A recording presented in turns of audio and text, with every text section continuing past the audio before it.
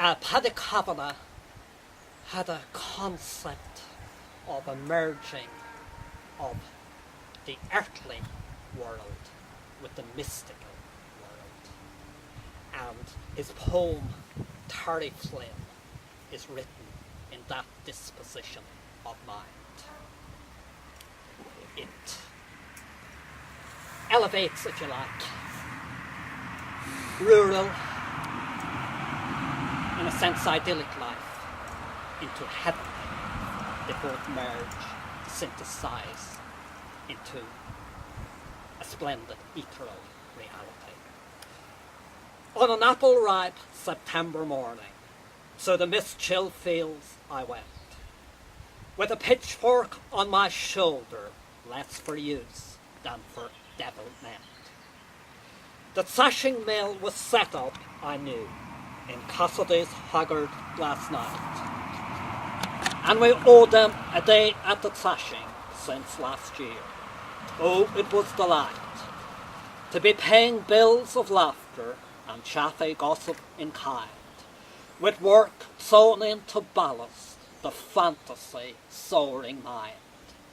As I crossed the wooden bridge, I wondered, as I looked into the day, if ever a summer morning should find me shoveling up eels again. And I thought of the wasp nest in the bank, and how I got chased one day, leaving the drag and the scrawl knife behind, how I covered my face with hay. The wet leaves of the cocksfoot polished my boots as I went round by the glistening bog holes, lost in unthinking joy. The wet leaves of the cocksfoot polished my boots as I went round by the glistening bog holes, lost in unthinking joy. I'll be carrying bags today, I mused, the best job at the mill, with plenty of time to talk of our lives as we wait for the bags to fill.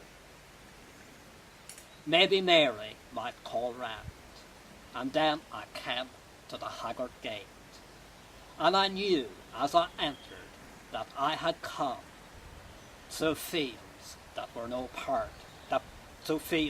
part of no earthly estate. Maybe Mary might call round, and then I came to the haggard gate, and I knew as I entered that I had come to fields that were part of no earthly estate. The other great poem, stroke song of Paddy Kavanagh is Raglan Road.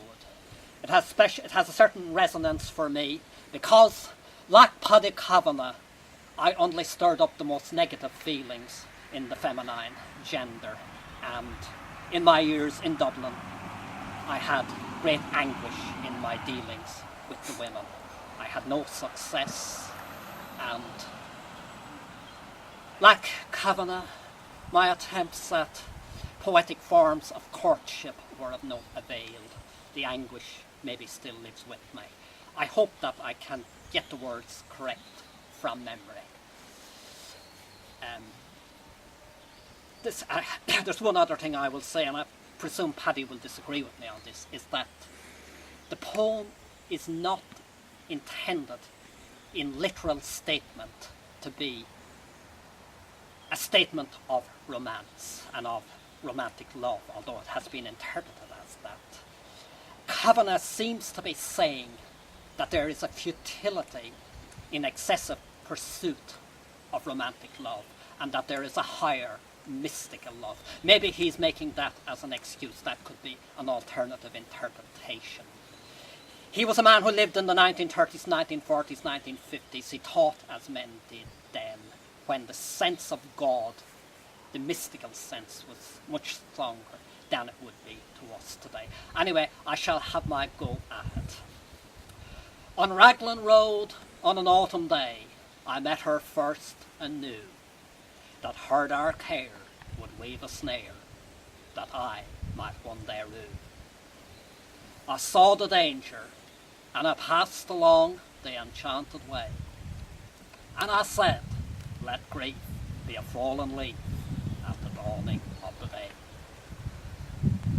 On Grafton Street in November, we'd sit lightly along the ledge of the deep ravine where can be seen the word of passion's pledge.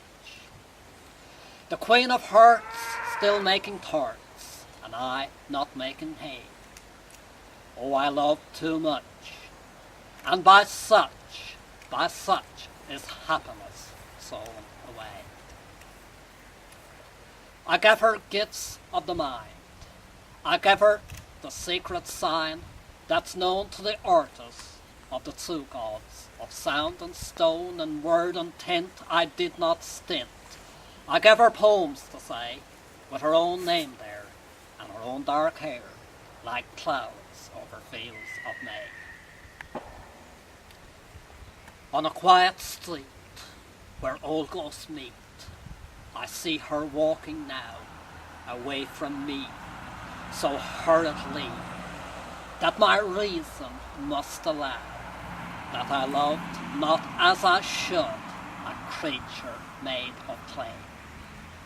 When the angel woos the clay, he'd lose his wings at the dawning of the day. I gave her gifts of the mind.